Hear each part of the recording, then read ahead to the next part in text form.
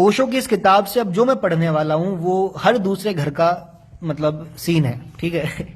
आप इसी भाषा में समझेंगे, इसे ध्यान से सुनना। जब एक बार एक युवक और युवती को हम विवाह में बांध देते हैं, बिना प्रेम के, बिना आंतरिक परिचय के, बिना एक दूसरे के प्राणों के संगीत के, जब हम केवल धागों में और पंडित के मंत्रों में और वेदी की पूजा में और थोथे उपकर्म में उनको विवाह में बांध देते हैं और फिर आशा करते हैं उनको साथ छोड़कर कि उनके जीवन में प्रेम पैदा हो जाएगा, प्रेम पैदा नहीं होता।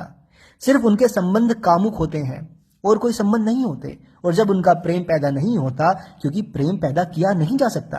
प्रेम पैदा हो जाए तो दो व्यक्ति साथ जुड़कर परिवार का निर्माण कर सकते हैं, लेकिन दो व्यक्तियों को परिवार के निर्माण के लिए जोड़ दिया जाए और फिर आशा की जाए कि प्रेम पैदा हो जाए, ये नहीं हो सकता। और जब प्रेम पैदा नहीं होता है तो क्या परिणाम घटित होते हैं आपको पता है। एक एक परिवार कलह है, जिसको गृहस्थी हम कहते हैं। वह संघर्ष, कलह, द्वेष, ईर्ष्या और 24 घंटे के उपद्रव का अड्डा बना हुआ है। लेकिन ना मालूम हम कैसे अंधे हैं कि इसे हम देखते भी नहीं।